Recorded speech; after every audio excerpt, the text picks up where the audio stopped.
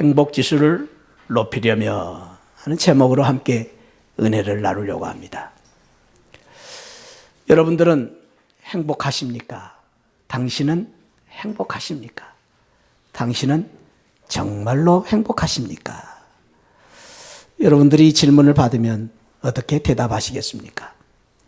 얼마 전에 방송문화연구소에서 우리나라 사람들 15세 이상 남녀 약 9,000명 정도를 이 질문을 해봤습니다. 그랬더니 우리나라 사람들은 10명 중에 5, 6명, 62%가 나는 행복합니다 라는 긍정적인 대답을 했다라는 그런 글을 읽은 적이 있습니다. 대체로 행복한 마음들을 가지고 사는 것 같습니다. 이 세상 모든 사람들은 행복한 인생을 살고 싶은 마음이 있습니다. 그래서 철학자 아리스토텔레스는 인생의 궁극적인 목적은 행복이다 그렇게 말했습니다. 모든 사람들은 어떻게 하면 행복하게 살 것인가? 우리 가정이 행복한 가정이 될 것인가? 내 인생을 어떻게 하면 행복한 삶을 살 것인가? 우리 자녀들이 행복하게 살기를 바라는 마음들이 우리 모두에게 있습니다. 여러분들은 무엇이 행복이라고 생각하십니까?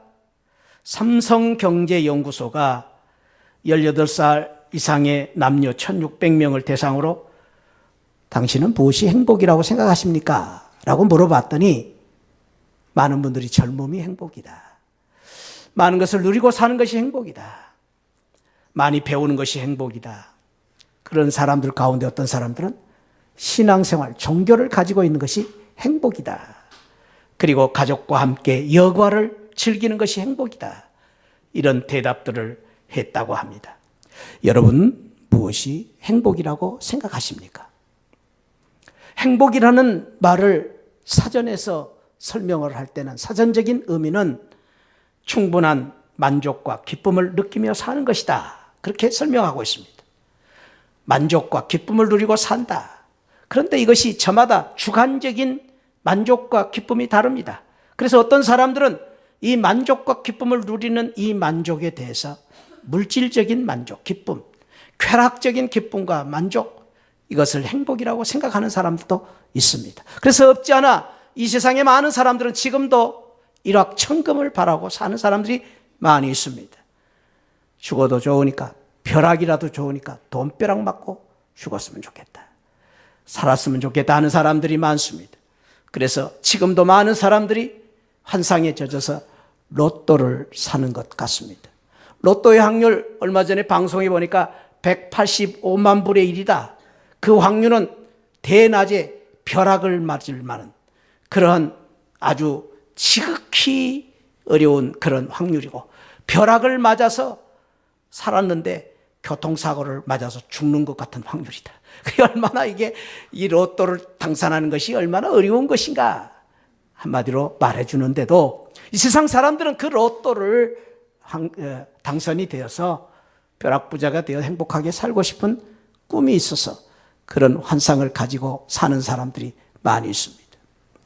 어쩌면 이 세상 사람들은 행운이라는 럭키라는 네이클로바를 찾기 위해서 지천에 깔려있는 행복이라는 세이클로바를 밟고 다니는, 내 곁에 있는 가장 가까이 있는 행복을 모른 채 저 산 너머에 있는 행복의 파랑새를 쫓아가고 있는 사람들이 얼마나 많은지 모릅니다.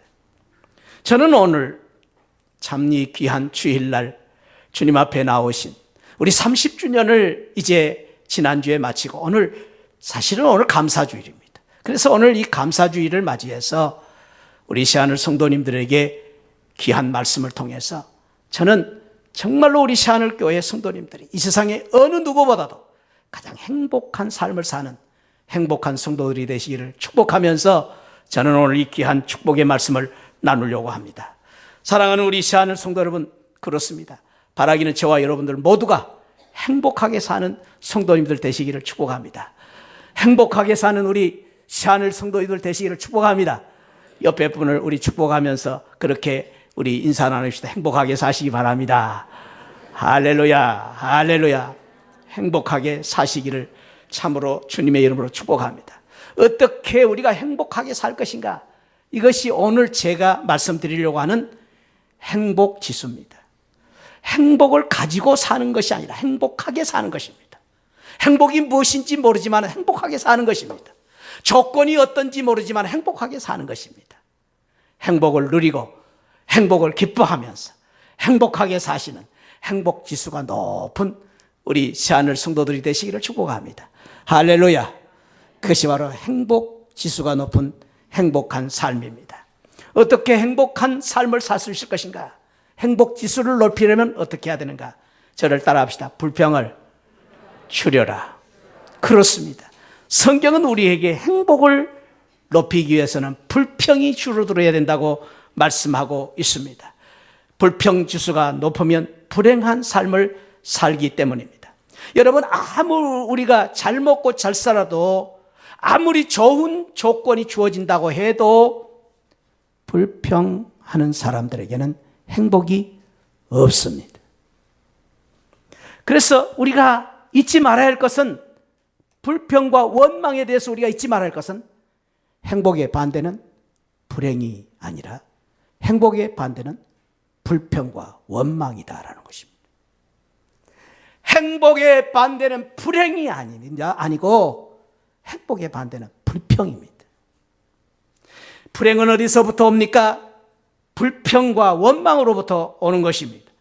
행복은 어디로부터 옵니까? 하나님께서 주시는 행복을 진정한 행복이라고 말합니다. 행복의 원천은 하나님이십니다.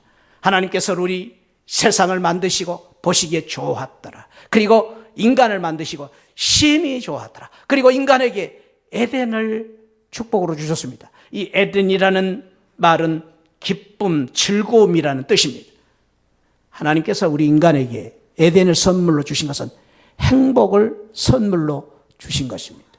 그런데 안타깝게도 사단 마귀의 유혹에 끌려서 사단 마귀가 주는 불평 원망으로 인하여서 에덴을 상실하고 만 것입니다.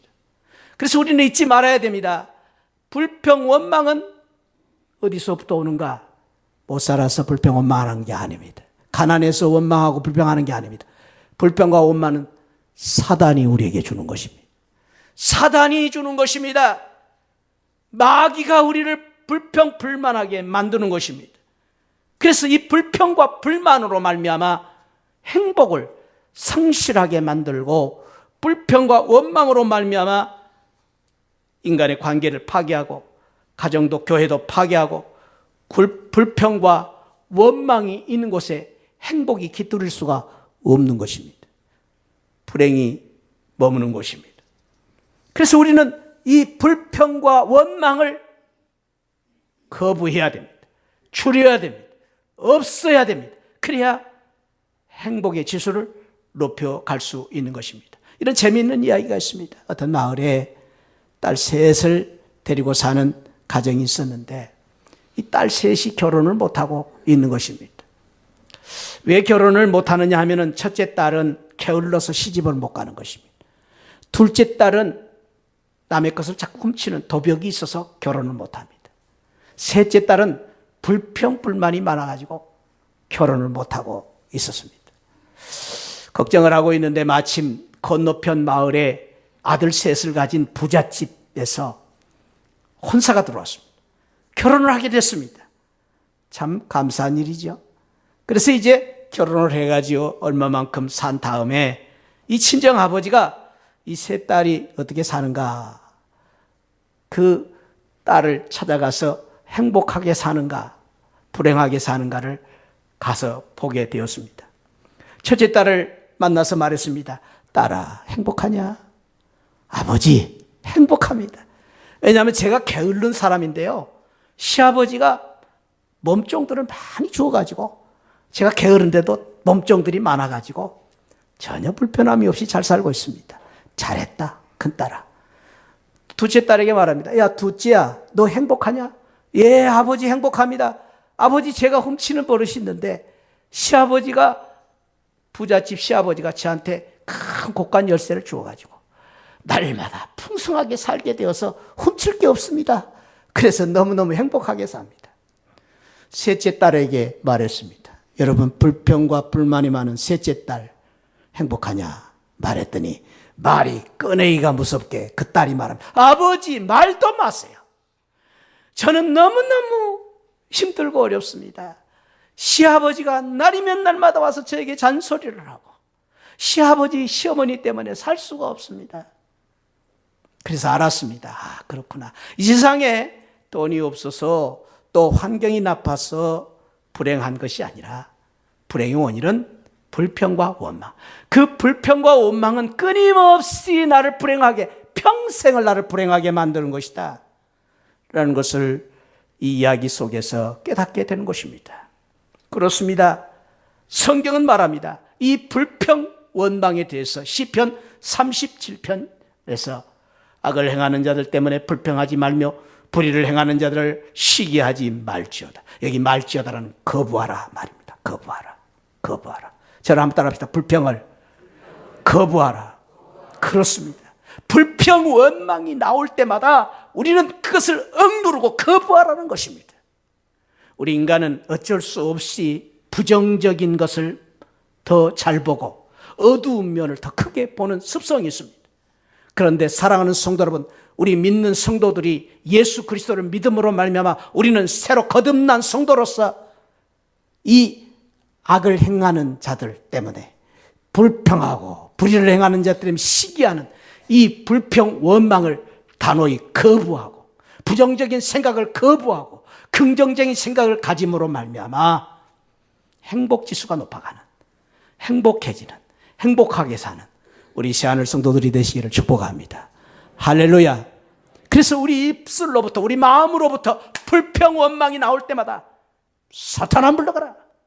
불평, 원망을 거부하고 부정적인 생각을 거부하고 긍정적인 생각을 가지고 감사하며 사는 복된 성도들 되시기를 축복합니다. 그럴 때 우리에게 행복이 찾아올 것입니다. 불평을 거부해야 됩니다. 두 번째로는 행복지수를 넓히려면 어떻게 해야 되느냐? 오늘 성경은 말합니다. 감사를 늘려라. 불평은 줄여가고 감사를 늘리면 행복한 사람이 될 수 있다. 감사지수가 높으면 행복한 삶을 살 수 있기 때문입니다. 여러분, 행복과 감사는 누가 줍니까? 하나님이 주십니다. 행복과 감사는 하나님의 선물입니다. 하나님께서 우리에게 주신 가장 큰 축복이, 선물이 바로 이 감사와 행복입니다. 그래서 우리는 하나님을 믿는 성도이기 때문에 누구보다도 행복하고 감사하게 살아야 하는 것입니다. 하나님께서는 우리 믿는 성도들이, 하나님을 믿는 하나님의 자녀들이 불행하게 사는 것을 가장 가슴 아프게 생각하십니다. 오늘 또 우리 하나님께서는 저와 여러분들을 축복하시기를 원하십니다. 우리 사랑하는 새하늘 성도들아, 하나님의 자녀들아, 행복하거라. 감사하며 살거라. 그것이 바로 우리 하나님께서 우리에게 주신 놀라운 축복입니다. 할렐루야. 그래서 우리가 하나님을 믿는 성도이기 때문에 마땅히 우리는 감사하고 행복하게 살아야 됩니다. 여러분, 행복은 성숙한 인격을 가진 자에게 나타나는 행동입니다. 그래서 감사하고 행복한 사람을 보면 성숙한 사람입니다. 불평하고 원망하는 사람은 어린아이입니다. 그러니까 우리가 신앙이, 우리의 인격이 어린아이냐 성숙했느냐 우리의 나오는 입술을 보면 알 수 있습니다. 감사가 많은 사람들은 성숙한 사람입니다. 불평이 많은 사람은 아직도 어린아이와 같은 사람이라고 우리는 생각할 수 있습니다. 하나님의 은혜를 깨닫고 정말로 은혜를 충만히 받은 사람들의 나타나는 현상은 감사입니다. 은혜 충만, 감사 충만으로 나타나는 것입니다. 감사가 충만한 사람이 은혜가 충만합니다. 바꾸어서 우리가 감사가 충만할 때 은혜가 충만한 삶을 살 수 있는 것입니다. 할렐루야. 우리 교회가 은혜가 충만하려면 감사 충만해야 됩니다. 내 삶이 은혜가 충만한 삶을 살기 위해서는 감사가 충만해져야 되는 것입니다. 감사가 충만하면 하나님께서 놀라운 은혜를 우리에게 주시는 것입니다. 뿐만 아닙니다. 이 감사는 믿음의 실천입니다. 감사는 우리에게 복을 주시는 축복을 담는 그릇과 같습니다. 감사는 우리 보증 수표와도 같습니다. 지금은 어렵지만 감사할 때 미래가 축복의 미래로 바꾸어지는 것입니다. 그래서 이 감사와 행복이 우리를 풍요롭게 만들어 가는 것입니다. 탈무드에서는 그런 말을 합니다. 이스라엘 사람들, 유대인들이 성경 다음으로 중요하게 생각하는 이 탈무드에서 유대인들은 늘 그런 교훈을 받고 가르치고 삽니다.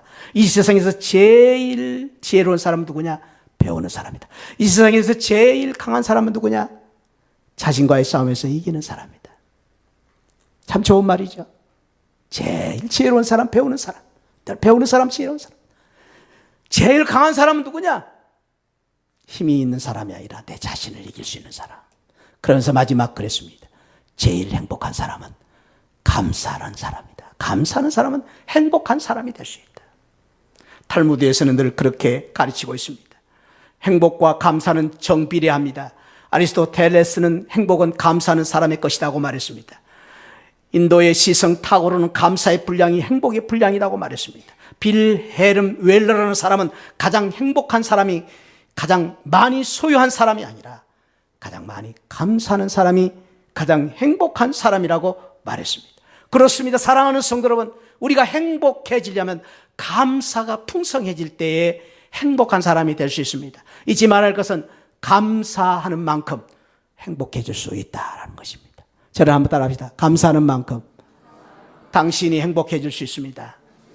옆에 분에게 한번 가르쳐 주십시다. 감사하는 만큼 당신도 행복해질 수 있습니다. 그러므로 저와 여러분들이 오늘부터 감사를 많이 하면 행복한 사람 될 수 있습니다. 할렐루야. 배가 불러서 감사하는 것 이상, 많은 것을 누려서 감사하는 것 이상, 조건이 좋아서 감사하는 것 이상, 감사함으로 행복해지는 그런 우리 시안을 성도들이 되시기를 축복합니다. 여러분들이 잘 아시다시피 그래서 이 감사지수를 영국의 런던 대학에서 조사를 해봤더니 1위가 방글라데시, 못 사는 나라. 그리고 2위는 안 나왔네. 3위는 나이지리아, 5위는 인도, 프랑스 37위. 그렇게 그 복지가 잘 돼 있던 스위스 41위. 우리 옆에 있는 일본 44위. 잘 산다는 미국 45위. 한국은 나오지도 않았네. 아무튼 이걸 보면은 외적인 조건이 행복이 아닙니다. 행복의 지수는 가난한 나라가 더 높다. 무엇입니까? 마음의 기쁨, 감사가 넘치는 그 사람들이 행복한 사람이다라고 말을 알 수가 있는 것입니다. 여러분, 감옥과 수도원의 차이를 아십니까? 감옥과 수도원은 격리되고 고립되었다. 혼자 산다. 그것은 같지만은 내용에 있어서는 엄청난 차이가 있습니다. 우리가 생각하기를 감옥은 지옥 같은 곳이요 수도원은 천국 같은 곳이다 라고 생각할 수 있습니다. 그러나 아무리 감옥 같은 그런 지옥 같은 감옥이라도 그 감옥에 감사가 있는, 감옥에 기쁨이 있는 사람은 그것이 바로 천국의 삶을 사는 것입니다. 바울이 그랬습니다. 아무리 수도원에서 기도를 열심히 하고 영적인 충만을 해도 불평, 불만, 원망, 감사가 없는 삶은 그것이 바로 감옥입니다. 그것이 바로 감옥입니다. 여러분들은 지금 감옥에 살고 있습니까? 수도원에 살고 있습니까? 축복합니다. 감옥 같은 삶을 살지라도 우리 마음에 감사와 기쁨이 넘쳐 예수 그리스도의 소망이 넘쳐서 수도원과 같은 천국과 같은 삶을 사는 우리 복된 성도들 되시기를 축복합니다. 그러기 위해서 우리가 어떻게 해야 되느냐? 행복지수를 높이려면 따라합시다. 범사에 감사하라. 오늘 성경에 보니까 범사에 감사하라. 이는 그리스도 안에서 너희를 향하신 하나님의 뜻이다.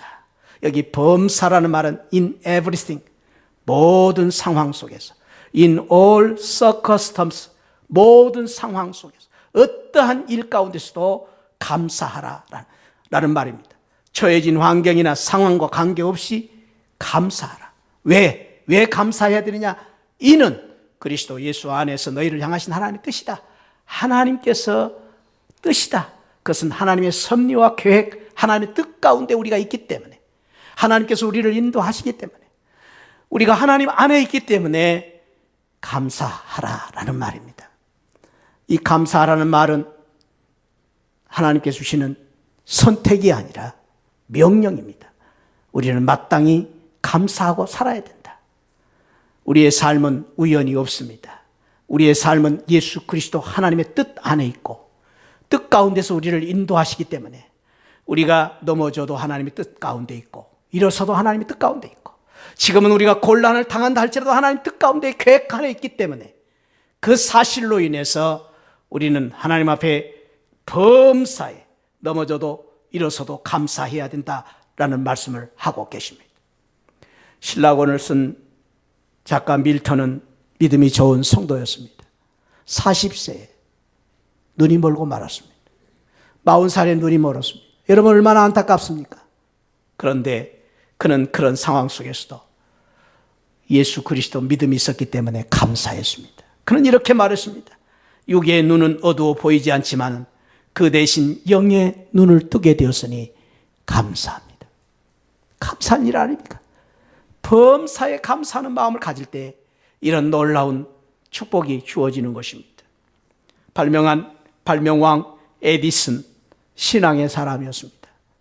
67세 때 에디슨이 뉴저지에 있는 실험실에서 실험을 하다가 그만 화재가 나가지고 그 실험실에 있는 모든 도구 그리고 지금까지 실험해냈던 모든 그 결과들을 다 잃고 말았습니다. 67세에 에디슨 실패를 봤습니다. 실패는 없다. 에디슨은 그렇게 살았던 사람입니다. 어떻게 그런 삶을 살았습니까? 감사가 있었기 때문에. 67세에 그 모든 실험실 불에 타서 200만 불 이상의 손해를 보았는데 그때 에디슨은 그렇게 말했다고 합니다. 아들 찰리를 향하여 말합니다. 아들아, 어머니를 빨리 모시고 오너라. 그리고 어머니와 아들이 손을 잡고 그렇게 고백했다고 합니다. 우리의 과오를 다 태워버리고 우리가 다 이롭지만은 그러나 하나님께 감사하자. 하나님께 감사하자. 그렇게 오히려 감사함으로 그러한 실패 속에서 다시 일어섰다고 말하고 있습니다. 그렇습니다. 사랑하는 성도 여러분, 저는 여러분들 축복합니다. 우리가 정말로 행복하려면 감사를 많이 해야 되는데 어떻게 감사하느냐? 우리 시하늘교회는 범사에 감사하시기를 축원을 드립니다. 모든 일의 어떤 상황 속에서도 감사하시면서 어떤 상황 속에서도 행복한 성도들이 되시기를 축복합니다. 하나님께서 주신 명령입니다. 선택이 아니라 범사에 어떤 상황 속에서도 감사하는 것입니다. 마지막으로 오늘 성경을 보니까 우리가 행복한 사람이 되기 위해서 감사하기 위해서는 어떻게 해야 되냐? 저를 따라합시다. 하늘을 보고 열린 하늘을 보고 감사하자. 오늘 사도 바울은 고린도 교인들에게 이런 권면을 하고 있습니다. 15절에 이는 모든 것이 너희를 위함이니 많은 사람의 감사로 말미암아 은혜가 더하여 넘쳐서 하나님께 영광을 돌리게 하려 함이라. 감사로 말미암아 은혜가 넘치고 은혜가 넘칠 때 하나님께 영광을 돌리게 하려 한다. 고린도 교인들에게 주신 귀한 말씀입니다. 그러면서 이 감사할 수 있는 비결에 대해서 4장 7절에서 왜 우리가 감사해야 되느냐? 우리가 이 보배를 질그릇에 가졌기 때문에. 우리는 질그릇과 같은 연약한 사람들이에요. 우리는 질그릇과 같이 정말로 깨어질 수밖에 없는, 아무 일도 아닌데도 실망하고 낙심할 수밖에 없는 연약하고 초라한 사람들이다. 그러나 우리 안에 보배가 있다. 예수 그리스도가 있다. 그 예수님이 계시기 때문에 우리가 어떤 역사가 일어나느냐? 4장 8절에서 그렇게 말합니다. 예수님이 계시기 때문에 사방으로 우겨쌈을 당하여도 쌓이지 아니하고 답답한 일을 당하여도 낙심하지 아니할 것이다. 사방이라는 것이 무엇입니까? 진퇴양난, 앞으로도 갈 수 없고 뒤로도 갈 수 없는 상황뿐만 아니라 동서남북이 막힌 것입니다. 모든 일이 다 끝난 것입니다. 이제는 우리가 할 수 있는 길이 없습니다. 사방이 막혔습니다. 그러나 그래도 우리는 두려워하지 않는다. 답답한 일을 당하여도 낙심하지 않는다. 왜? 내 안에 예수 그리스도가 계시기 때문에. 예수님이, 보배이신 예수님이 내 안에 계시기 때문에 내가 두려워하지 않는다라고 고백하고 있습니다. 그렇습니다. 사랑하는 성도 여러분, 우리가 사방이 막혀도 감사할 이유가 여기 있습니다. 저를 따라합시다. 우리 안에 계신 예수님 때문에 감사하자. 할렐루야. 그렇습니다. 사방이 막혀도 이로 열린 하늘에 계신 우리 하나님 아버지, 이로 열린 우리 주님이 계시기 때문에 우리는 감사할 수 있는 것입니다. 그렇습니다. 사방이 막혀도 감사해야 되는 이유는 예수님은 우리의 보배이시기 때문입니다. 할렐루야. 예수님은 우리 질그릇 같은 우리 안에 계신 보배이기 때문에 우리가 예수님 때문에 감사할 수 있는 것입니다. 사방이 막혀도 예수님은 우리의 힘이 큰 능력이십니다. 할렐루야. 우리 주님이 우리의 능력이시기 때문에 사방이 막혀도 우리는 두려워하지 아니하고 감사할 수 있는 것입니다. 예수님은 우리의 생명이십니다. 그렇기 때문에 예수님 때문에 우리가 감사할 수 있는 것입니다. 그래서 예수 안에 있는 성도는 주 예수 그리스도를 살리신 우리 하나님의 능력, 부활의 그 능력으로 말미암아 우리를 살리시고 세우시기 때문에 예수 안에 있는 우리는 사방이 막혀도 감사할 수 있는 것입니다. 사랑하는 성도 여러분, 저와 여러분들이 예수님을 믿고 예수 안에 있으면 우리는, 따라합시다, 우리는 절대로 망하지 않는다. 우리는 절대로 죽을 수 없다. 할렐루야. 그런 믿음을 가지시고 예수 안에 있는 이 담대한 믿음을 가지시고 절대로 망하지 마시기 바랍니다. 할렐루야. 예수님 때문에 우리는 망할 수 없습니다. 예수님 때문에 우리는 죽어도 안 됩니다. 죽을 수도 없습니다. 죽지 않습니다. 예수 그리스도의 부활로 말미암아 우리를 다시 살리시는 생명의 능력이 우리에게 있기 때문입니다. 할렐루야.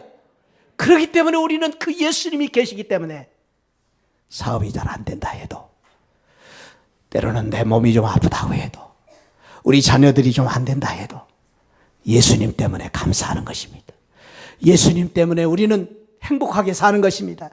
그 귀한 은혜가 저와 여러분들에게 함께 하시기를 축복합니다. 저는 예수님 때문에 행복한 성도들의 모습을 어제도 보았습니다. 어제 날씨가 좀 쌀쌀하고 추운데도 우리 전도하는 열심을 가지신 성도님들이 여러분이 나오셔서 열심히 전도하시고, 또 어제 또 교회에 와서 김장하시고 교회 청소를 하시는 성도님들 이제 다 봉사하신 다음에 점심을 나누었습니다. 점심이 참 맛있었습니다. 그 돼지고기 김치찌개 얼마나 맛있는지 어제 안 나오신 분들은 두고두고 후회하실 것입니다. 얼마나 맛있는지. 그런데 그보다 더 맛있는 게 있었습니다. 점심을 먹는데 앞에 보니까 우리 권사님들, 집사님들, 여자 집사님들 웃는데 얼마나 참 행복한 모습을 볼 수가 있었습니다. 무엇 때문에 그렇게 기뻐하십니까? 무엇 때문에 이렇게 호하호하합니까? 저는 그분들의 모습 속에서 예수님을 보았습니다. 비록 우리가 반찬이 몇 가지 안 된다 할지라도, 비록 우리가 먹는 음식이 작다 할지라도 우리 안에 예수님이 계시면 그런 행복이 있습니다. 기쁨이 있습니다. 할렐루야. 우리 시안을교회 계속해서 우리 안에 예수님 때문에 호호하하호하 웃고 행복해질 수 있는 우리 시안을 성도들이 되시기를 축복합니다. 주님이 우리의 행복입니다. 주님이 우리의 감사의 조건입니다. 주님이 우리의 소망이십니다. 예수님이 우리의 생명이십니다. 그 예수님 때문에 감사하고 기뻐하는 귀한 은혜가 있기를 바랍니다. 저는 참 이 찬송 좋아합니다. 날 구원하신 주 감사, 모든 것 주신 감사, 지난 추억이 내 감사, 주 내 곁에 계시네. 향기로운 봄철의 감사, 외로운 가을날 감사, 사라진 눈물도 감사, 나의 영원 평안에 응답하신 기도 감사, 거절하심도 감사, 헤쳐나온 풍랑 감사, 모든 것 채우시네. 아픔과 기쁨도 감사, 절망 중이로 감사, 청량 못할 은혜 감사, 크신 사랑 감사해. 이렇게 제가 찬송 부를 때 좀 피아노도 쳐주고 또 옆에서 찬송도 불러주면 좋겠는데, 참 그러면 좋겠는데, 우리 3절은 좀 큰 소리로 해봅시다. 우리 피아노 한번 합시다. 같이 합시다. 반주 그냥 합시다. 그냥 합시다. 그 대신 우리 양집사님을 좀 같이 불러주시면 되겠어요. 우리 길가에 큰 소리로, 길가에 시작. 길가에 장미꽃 감사, 장미꽃 가시 감사, 따스한 가정 희망 주신 것 감사, 기쁨과 슬픔도 감사, 하늘 평안을 감사, 내일의 소망을 감사, 영원토록 감사해. 길가에 장미꽃 감사, 길가에 장미꽃 감사, 장미꽃 가시 감사, 따스한 가정 희망 주신 것 감사, 기쁨과 슬픔도 감사, 하늘 평안을 감사, 내일의 소망을 감사, 영원토록 감사해. 기도하겠습니다. 하나님 아버지, 범사에 감사하라. 이 말씀대로 살게 하여 주옵소서. 불평, 원망을, 부정적인 생각을 멀리하고 부정하며 감사, 충만함으로 말미암아 우리의 조건, 사방이 막혀도 예수님 때문에 주님 바라보며 감사하며 행복하게 사는 우리 새하늘 성도들 되게 하여 주옵소서. 예수 그리스도 이름으로 축복하고 기도하옵나이다. 아멘. 지금은 날 구원해 주신 예수 그리스도의 십자가의 은혜와 우리 하나님 아버지 만극하신 사랑과 성령 하나님의 감동, 감화, 충만하신 은혜가 불평, 원망을 줄이고 감사를 늘려 행복한 삶을 살기를 원하는 우리 모든 성도들 심령 위에, 가정 위에, 우리 새하늘 교회 위에 지금으로부터 영원토록 함께 계시기를 축원하옵나이다. 아멘.